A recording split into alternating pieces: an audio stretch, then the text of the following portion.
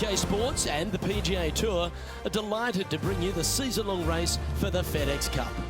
Today's coverage of the Knot Championship is about to begin. I'm Luke Elvey alongside Rich Beam in the booth, and it's a hello to Henny Koyak down on the course following our featured group. Hey guys, I can't wait to watch these two go at it again. It was an incredible battle first time round, and I think there'll be a few shots fired out here. Very few people can say they tamed the Tiger, Rich, except you, of course. But this is going to be a great day's viewing.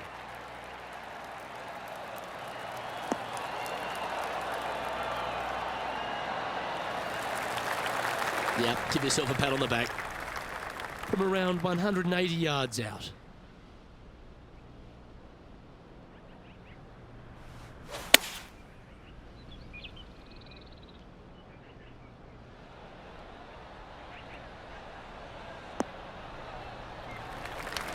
That was wonderfully done. And Henny, what are they looking at here? She's looking at, I'd say 17 feet here. Little birdie look in here.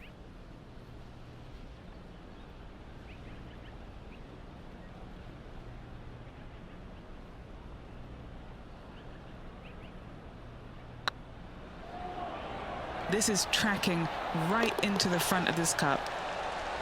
Well, that'll play. Can't birdie them all unless you birdie the first, Luke. Good start. Currently 1 under for the event. And this is a lovely time of the broadcast to head down to our man on the ground, John McCarthy, who's been striding the fairways all week. But what are we in for at Huckleberry Country Club? Well, Luke, we are in the forest this week. We got a nice inland course here at Huckleberry Country Club. That being said, there is room if you should miss the fairways. The forest doesn't really creep in like it does on some of the other courses on tour. The fairways tend to pinch in at the landing area quite a bit. Almost always a bunker combined with this pinching in of the fairway. So off the tee, got to be careful. Look out for the 5th hole, par 3 at almost 250 yards from the back tees. It's a monster. Things get more dramatic as you start the back 9 here. We have a big leg that starts to come in to play on holes 11 and 12. Lots of different things to worry about on this course, but I think the players out there are going to have some fun with it this week. Let's see what happens. Yeah, that looked to be a bit of a misread. Par putt coming up here. That starts off on a good line. That gets the job done. Now heading over to Tiger Woods. He's 1 stroke behind his rival in this event. Let's catch up with Tiger Woods, shall we?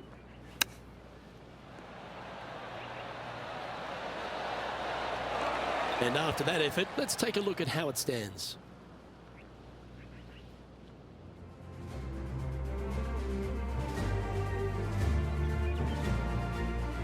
The par 5 awaits here, but so does an opportunity. Take full advantage.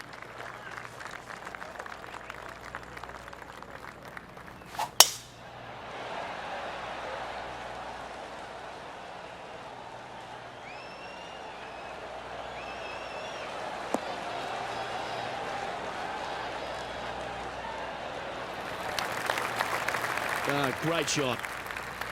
Rich, we saw it right throughout Tiger Woods' career, just epic shot after epic shot. What was the best shot you ever saw Tiger hit? We were playing in 2002 in the Grand Slam of golf over in Hawaii. Justin Leonard, Davis Love, Tiger, and myself. And we, on the second day, wind's blowing at a pretty good clip on the par 5. I think it was number 7. And you had to bust 2 shots to get there. Nobody, I mean, it was nearly impossible. In fact, it was impossible with 3 out of the 4 of us to get it home in 2. But Tiger gets up there on this par 5 the second day, and he's already leading by like 800, I think. And he drills one right down the middle. I lay up with a 3-wood. That's how hard it's going. I lay up with a 3-wood to about 70, 80 yards. And this little green's a little peninsula. It kind of goes from left to right, a little bit of a fade if you're a right-handed player, with water on the front part of the green, and the pin's over in the back right. And he gets up there and smokes driver off the deck into about a 25-mile-an-hour wind to about 6 feet away. And I look over at my caddy and I go, is this for real? I mean, are you sure that we're not in a video game right now? Because that's just not possible. I mean, it literally, the second shot off the deck with the driver was hit about forehead high and traveled about 270 into the wind. And the ball just kind of hung there, seemingly just about 20 feet off the ground, just hung there and kept hanging, kept hanging, kept hanging, and fell right exactly where he wanted it to. It was unbelievable. And at that moment in time, you kind of sit there and look at yourself on the inside and you go, whew, I don't have that shot, and I don't even know how to make up for a shot like that I don't have. You just knew that you're just kind of sitting there watching something that nobody else in the game can do. It's phenomenal. What an opportunity to make a birdie.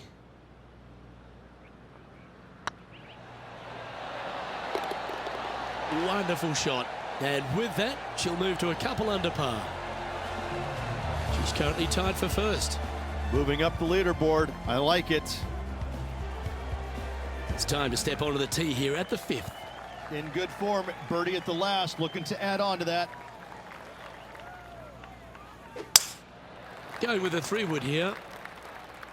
Yeah, this one, it's veering off a little bit to the right. I'm pretty sure they had their sights set on hitting the green there. Why don't we catch up with what Tiger Woods is up to? He's 2 strokes behind his rival this week. Let's return to live play now. This would be a great up and down from this spot.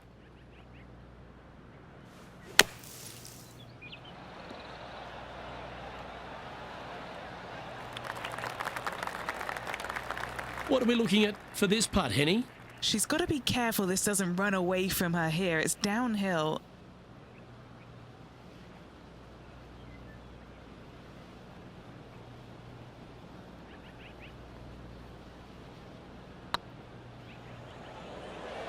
Get in the hole. And in she goes. That's a good save.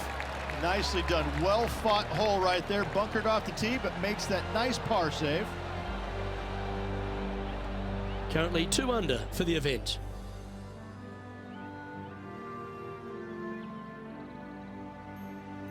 Time to face a par 4.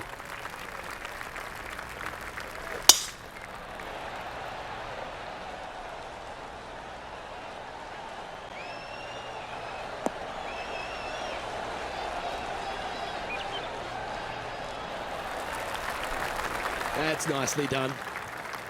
There was a big impact for a lot of players playing alongside Tiger Woods. They almost got sort of, spooked by the occasion. Why was that? More than anything else, it's the fact that they were playing in front of more people than they ever had in their life before. And this rings true for, I think, every single player out there, whether it was Ernie Els, Vijay Singh, anybody from that era. You had more eyeballs on you at that moment than anybody else, because Tiger carried the biggest crowds every single tournament. And so sometimes it would be uncomfortable, even for the most accomplished players out there. Some of them will tell you, no, it wasn't a big deal.